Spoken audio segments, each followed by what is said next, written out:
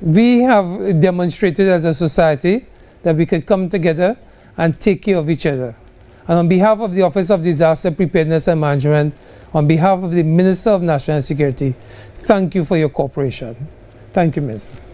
Thank you very much, Major General. Let's go to Minister Al-Rawi now so we can get an update on what's happening in Trinidad.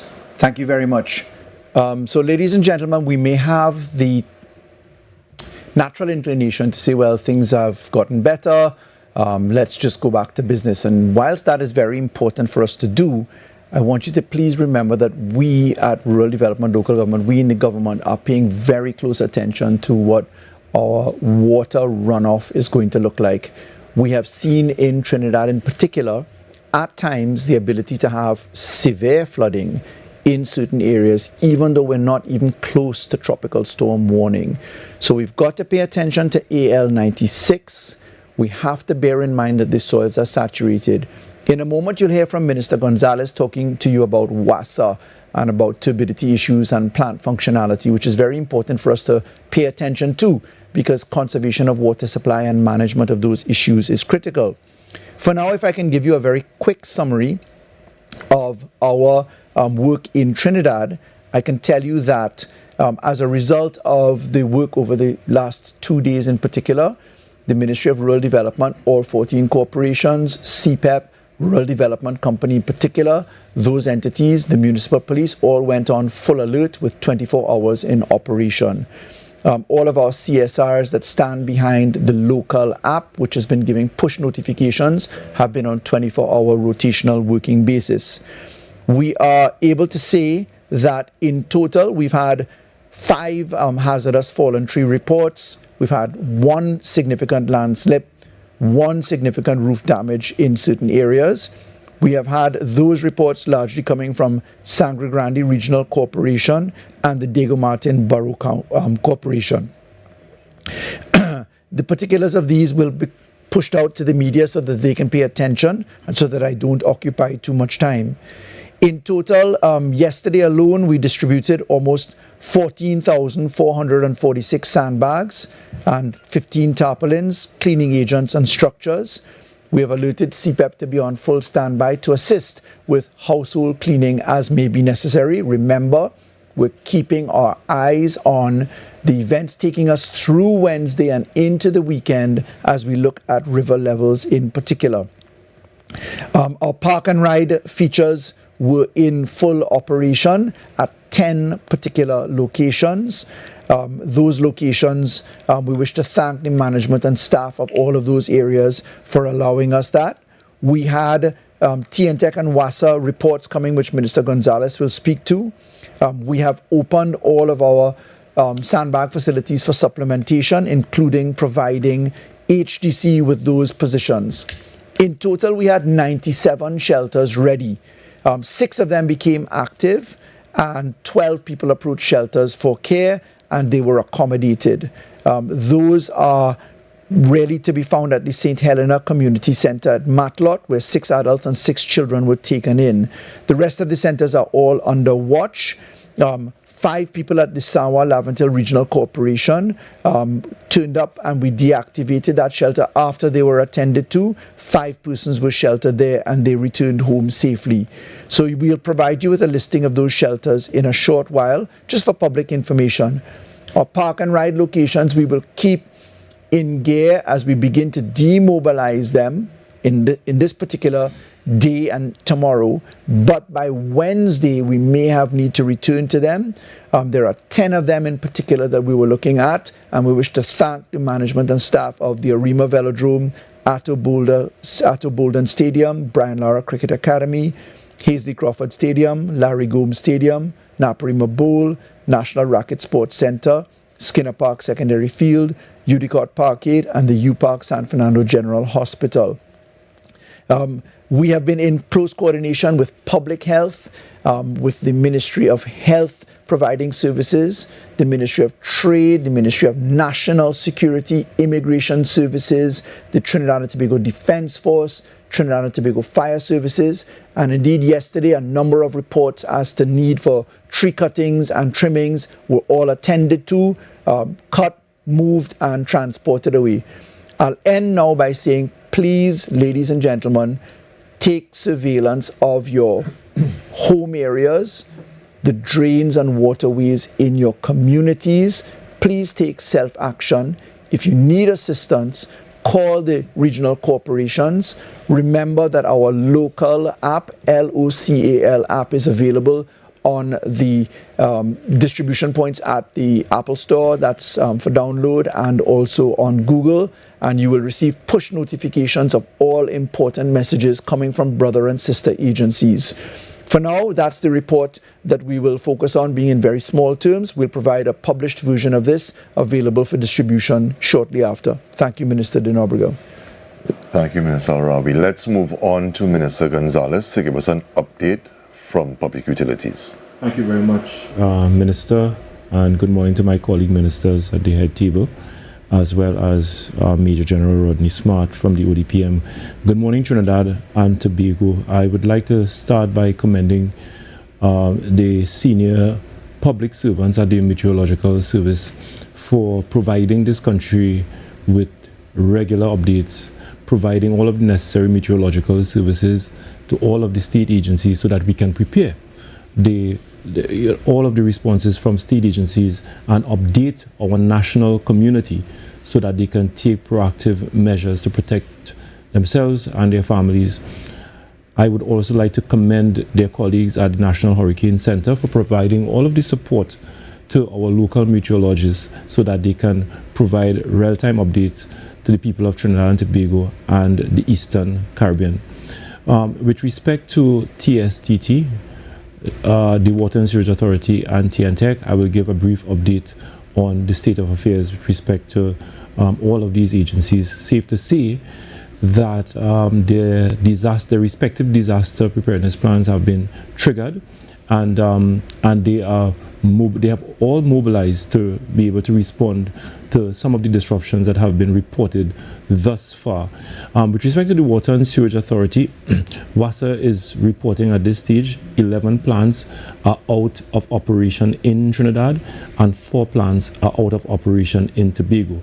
With respect to the plants that are out of operation in Trinidad, we're looking at Tampere, which is in the Toco area, LNN, and Okono, which is located in the Maracas St. Joseph area, Quarry, Valencia, La Pastora, La Fillette, Las Cuevas, Valsine, Matura, and Guanapo. All of those plants are currently out of operation as a result of flooded river conditions and clog screens.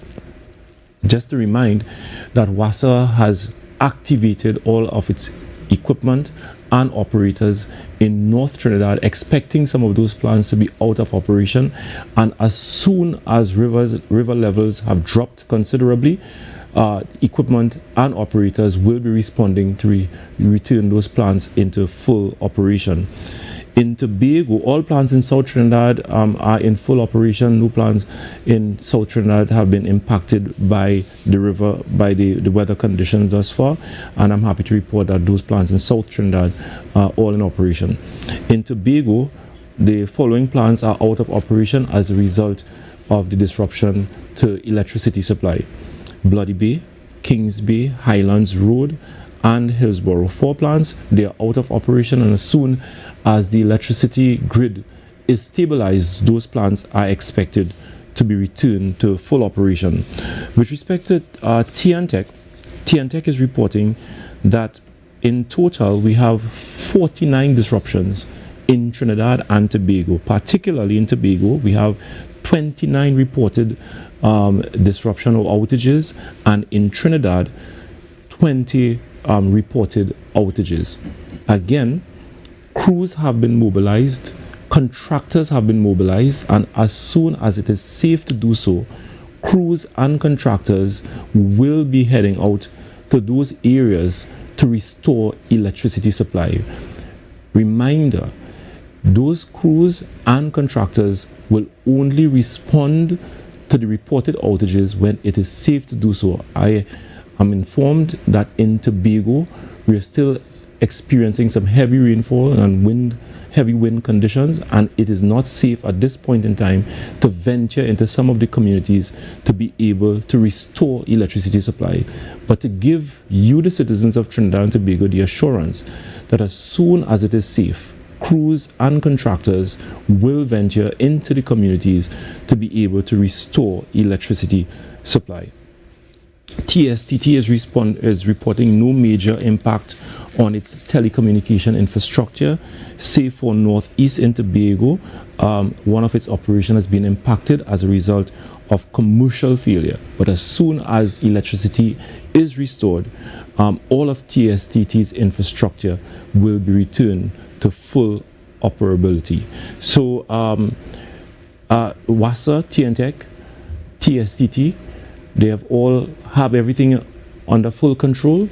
With respect to the disruptions that they have incurred so far in Northeast Trinidad, Tobago, crews will be responding to these disruptions as soon as it is safe to do so.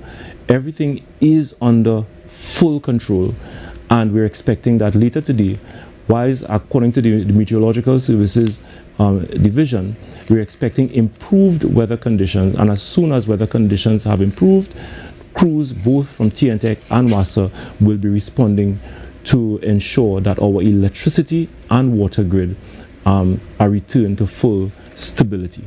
Thank you very much, Minister Dino Berger. Thank you very much, Minister Gonzalez. Let's move now to Minister Sinanan to get an update from Works and Transport. Thank you, Minister. As far as Works and Transport is concerned, we have not had any major reports of flooding anywhere in Trinidad. So our equipment is and personnel, we are all on the ground to ensure that if ever we get any sort of flooding, we can deal with it immediately. In terms of landslips, at this point we have not had any major landslip occurring. However, as the Minister of Local Government said, the soil is very saturated and these things can occur at any point in time. There is some level of rain that is anticipated over the next couple of hours, and that will severely impact the saturated areas. So, but we are out there, and at this point in time, things are under control. In terms of the airlift at Piaco and Crown Point, at this point in time, Tobago Airport has not been reopened, and we don't anticipate within the next couple of hours that will happen. We are doing inspections on the ground in Tobago to ensure that the airport have not been affected in any way. Once that is completed, we have to wait for the wind gusts to regularize before CAL can start operations. CAL have given a 5 o'clock time for a resumption. I anticipate that will be based on the weather conditions both in Trinidad and in Tobago. The airport will be ready. In Trinidad, our staff both at the airport and at the port are out. However, again, we have to wait for that wind gust to settle before CAL can resume their operation on the air bridge. In terms of the sea bridge, as much as we would want to resume the sailing of the passenger vessels and the cargo vessels, the sea condition does not allow us to do that. The sea, both in Trinidad and Tobago at this point in time, is very rough, and the captains have decided that it is not safe for sailing for any of the vessels. So all the vessels are anchored out of the port at this point in time for safety reasons, and it is not anticipated that we may have any sailing today because of the sea conditions. The port, the staff is out, so if that changes for any reason, then we can resume sailing. But at this point in time, we cannot indicate any time for sailing of the passenger or the cargo vessel during the day today. at the international terminal, we have this similar challenge because the Pilots Association have indicated it's not even safe to bring in the international cargo vessels at this time. So operations are ongoing at the port. However, we cannot bring in or take out any vessels because of the sea conditions. We will continue to monitor the situation. If there's improvement, we are on standby to resume operations to its fullest. Thank you. Thank you very much, Minister Sinanan. Let's move to the media now. Before we start normal housekeeping, please use the hands up feature. Please identify yourself by name and media house, and in the first instance, let's restrict ourselves to 2 questions. We will come back to you. Let's begin with, I believe we have a representative from AZP News. If you could identify yourself. Hi, good morning. Chantal Fletcher of AZP News. My first question is for Minister Faris Alwari. Minister, can you say how many people would have used the free parking facilities at Park and Ride? And would schools be reopened tomorrow, Eastport? Thank you. Thank you so much. Unfortunately, I can't give you the numbers of persons that are accommodated just yet. Most of our resources are out on the field. We can have that available a little bit later. There's a mixed use today, obviously, of the facilities. Point is that it's made available. Relative to schools, with the situation, in fact, the Met Office has just officially given the public warning messages downgrading as advised by Mr. Baig a short while ago. So we definitely expect schools to be back in gear tomorrow as per usual, and the Ministry of Education will provide that release later. Yesterday, with red level at Tobago's end and orange level in Trinidad's position, the Honorable Prime Minister gave the green light after consultation with the Minister of Education and other ministerial colleagues to close schools today, because we didn't know what the situation was going to be overnight, and therefore it would be required that we give early notice. With the downgrade of situation, therefore, we can logically expect schools to return to normal tomorrow. Let's move to our next reporter. If you can identify yourself by name and media house. Hello, good morning. Still morning. It's Urvashi from TV6. My 2 questions would be, one, is there still Parliament sitting today? And 2, given exactly what you said, Minister Al-Rawi, about red level in Tobago, orange level in Trinidad, this was the indication given to us yesterday. Why did government hold its hand from making the decision to ask working persons to stay at home? How come we still allow them to go out to work, not knowing what the situation would have been like had there been flooding, gusty winds, projectiles in the air? Having more persons out would have been, difficult for emergency responders to respond in that such situation. If it was okay to say students stay home, how come not the working population? Thank you. Thank you very much. The reason why Minister Gonzalez, Minister De Nobrega, and I all have jackets on is because we're going to Parliament immediately after the sitting to go and discuss very important and critical amendments to the Bail Act, which is of significant concern to the population, and I hope you're paying attention to that. Relative to the hypothetical line of questioning that you just volunteered, this government is no stranger to management of crisis issues, be it COVID, states of emergency, you name it. What we have become very accustomed to doing is managing flows for emergency personnel. There is always a very delicate balance that the government has to achieve and always keep into gear as to who is required to make things work. Now, if you go back to my conference yesterday, my contribution at the conference, we left the private sector decisions up to private sector. And we indicated that we needed our public servants to attend, with the caveat that the Ministry of Education would speak to that cohort separately, as they did. With the public service, we are first responders in times of crisis. I did yesterday say that heads of departments of respective arms of the ministry would give notifications if and when required.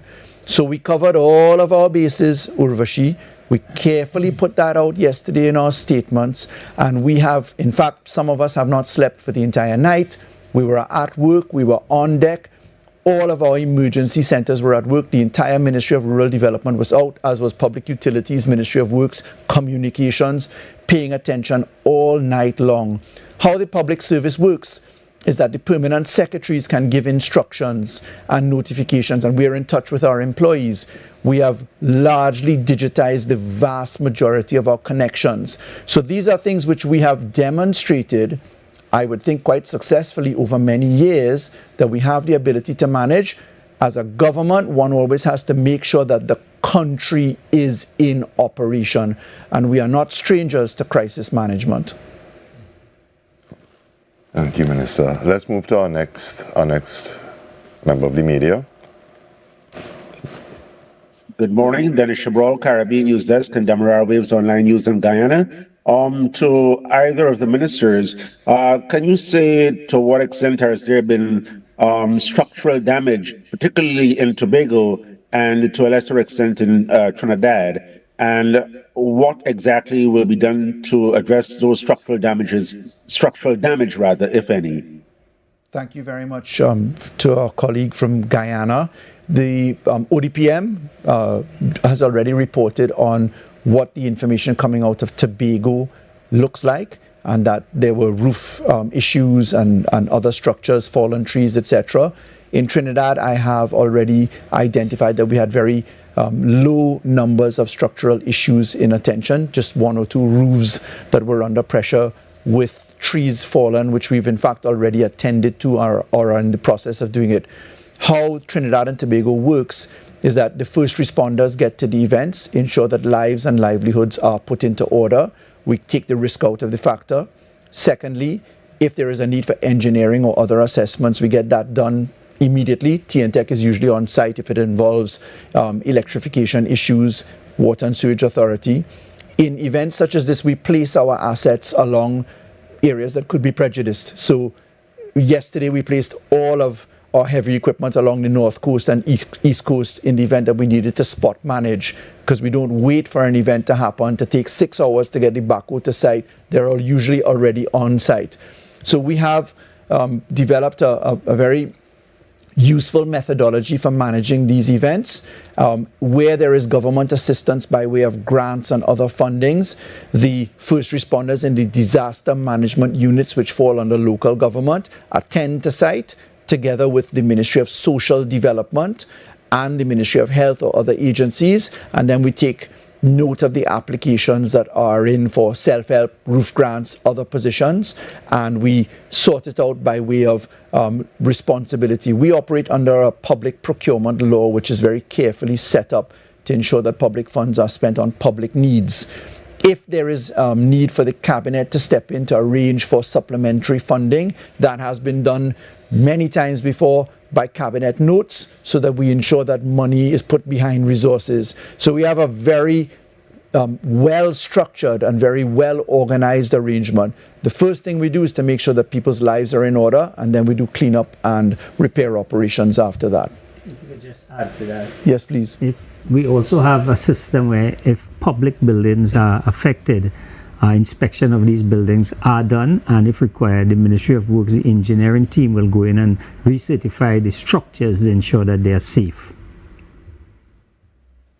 Excellent. Thank you very much, Minister Zalrawi and Sinanan. Let's move to our next reporter. Hi, good day. Renata Cutting from TV6 News.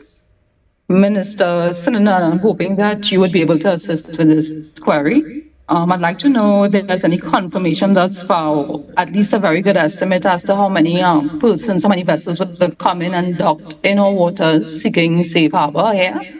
I did interview some people out on the water this morning, and they also indicated that some requirements have been waived for them, but they still have a process to go through, and they're not entirely sure exactly where to go and what to do.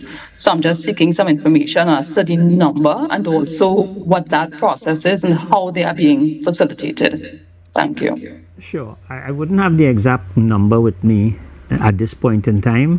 However, yes, there is a process, because as much as we would want to facilitate for safety all the yacht owners and so on, and to assist the Caribbean, we do have national security issues that we have to address. So it's really a combination with national security. We have customs, immigration, and the maritime sector that comes together to ensure that whoever is coming into the island, that we can account for them, account for what they're bringing in, and account for what they'll be taken back out of the country. What we did yesterday, because of the emergencies, we tried to facilitate them by speeding up the process, but that the reports that you're looking for will not be ready until maybe sometime later on today, because right now we are looking at securing the lives, as the minister said, of everyone, and trying to assist as much people as we can. Thank you. Let's move to our next question. Hello, Carissa here from CNC3. I have two questions. One for Minister Gonzalez. You spoke about a number of plants being down, and I know we are in emergency mode, but is anything being done in case people need water urgently? How will they be able to act to get that water? And two, for Minister Wari, you said, the hurricane and the storm warning have been downgraded, but you still say we need to look out for landslides and flooding, etc. The people who know that the areas are prone to flooding, that's like, Woodland, etc., and landslides like Charlottesville, should they start to prepare from now to evacuate, etc., to avoid being marooned or stuck if this happens? So thank you very much, Caressa. In response to your question, let me report that WASA remained in a emergency mode coming out of the drought-like conditions that we've experienced in this dry season. We continue to have our 24-hour call center in full operation because most of our reservoirs remain below their long-term averages, and the water grid has not been stabilized coming out of the dry season conditions. So water trucks, the water trucking services continue to provide support to the various regional corporations in the extremities, and that will continue. Now that we're having the reverse with respect to extreme weather condition as a result of the passage of Hurricane Beryl, these interventions will continue. So the 24/7 call center operation will continue, and customers are encouraged to call the call center in the event that they need a truck-borne supply of water. WASAC also continues to monitor some of our shelters, our public institutions, health, schools, etc., and we will ensure that those public institutions, those critical public institutions, continue to have a full supply of water so as to mitigate any potential disruption to public services as a result of some of these plants coming out of operation. The good news, however, is that the situation in Trinidad, the weather situation in Trinidad is improving, and we expect most of those plants to be returned to full operation by the end of today.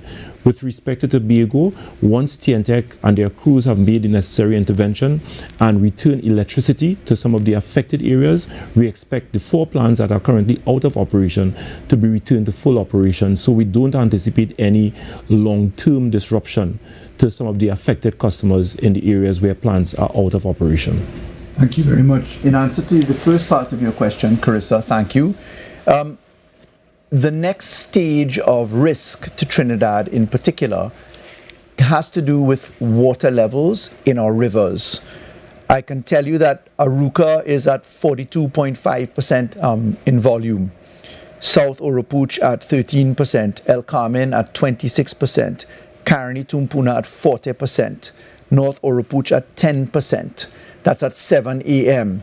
We expect high tide at 1:40 p.m. today, which means that those river volumes are going to go up. If we take the percolation and runoff that comes from the soil, which is very saturated, those river levels are going to rise. Tributaries and floodplains, therefore, are going to be filled. With the addition of further weather due to the effects of the downgraded system that we now have for Beryl, and with AL96 just behind Beryl coming at Wednesday, means that all eyes are on flood-prone zones as well as landslip areas. There is therefore the need for self-assessment. Certainly there's no evacuation call. What there is a call for preparation. We need to be prepared for the effects of water, livestock, electrical issues, household belongings, cars that may be exposed to flood areas, etc. That's why the park and location positions are still open, all 10 areas, etc. But we don't want people to take the caution off of the situation, because we have seen many times over that the rainfall, even in low pressure systems, can cause consequences. So let's continue to be prepared. We will be sending out graphics and information via the local app, via our Facebook pages, etc. And of course, the Met Office is going to assist us in making sure that river levels are monitored. I want to let you know that the municipal police physically check river levels almost every 2 hours, and we have situational reports every 4 hours. So we're doing our very best to give people advance warning, but nothing replaces common sense. So please, let's use as much of that as we can. Thank you. Thank you very much. Let's move on to our next question. Hi, good morning again. Chantal Fletcher of AZP News. My second question is to Minister Sinanan. Minister, would more flights be added to the air bridge to facilitate persons wanting to come back to Trinidad, as well as the Trinidad and Tobago inter-island ferry? Thank you. First thing we have to assess is the when we will resume flights. Carl is monitoring the situation in Tobago at this point in time. They have indicated that they should be able to resume by 5 o'clock. Again, that is in anticipation of the weather condition improving.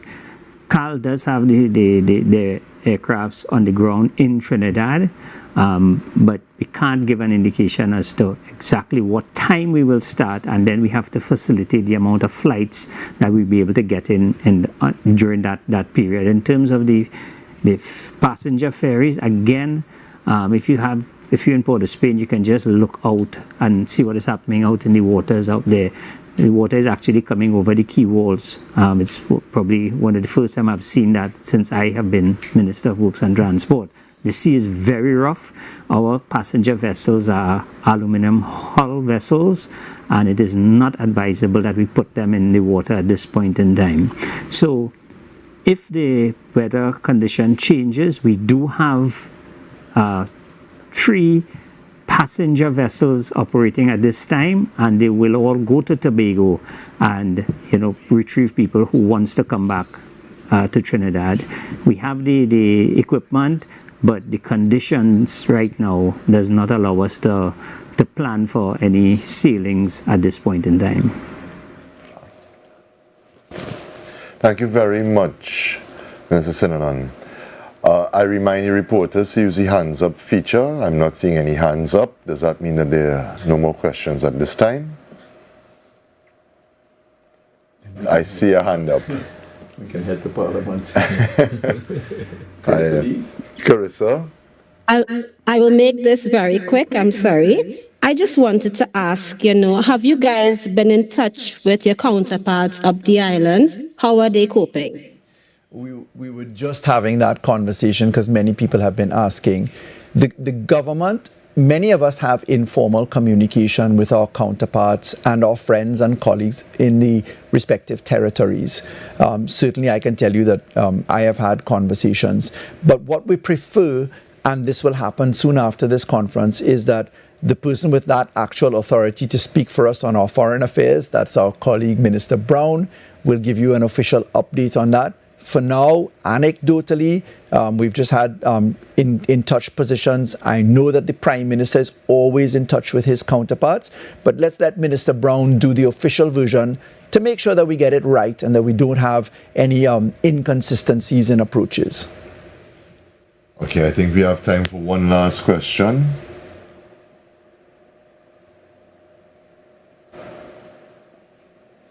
I'm seeing a hand up.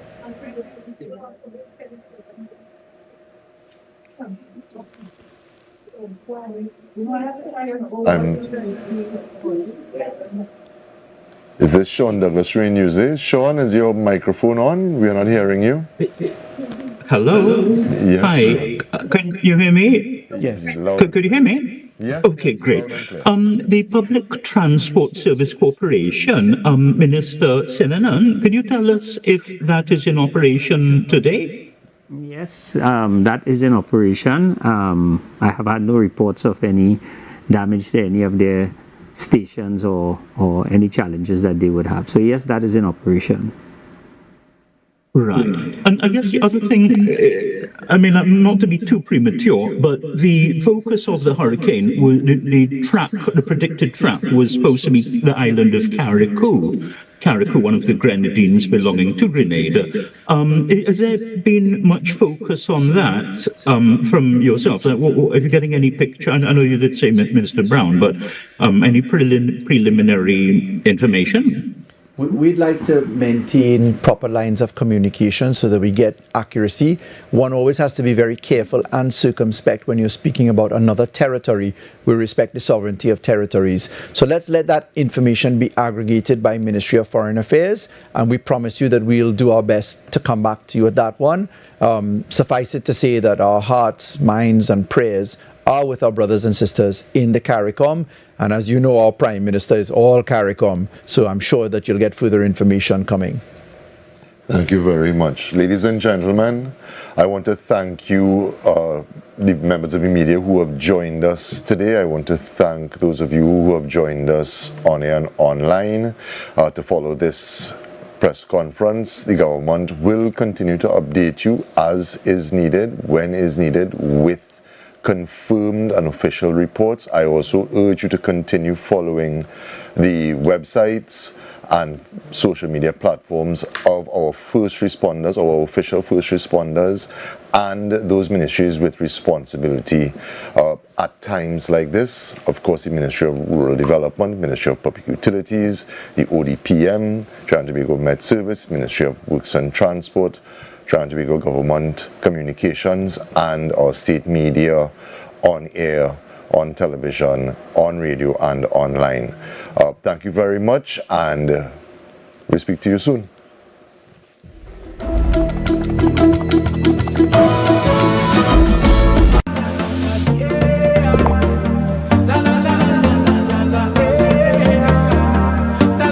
This is TTT. Live for local.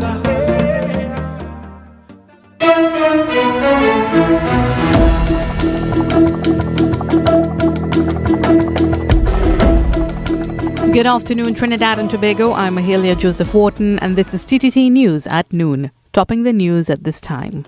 Over 140 people, including children and adults, are reported to be at 14 emergency shelters in Tobago.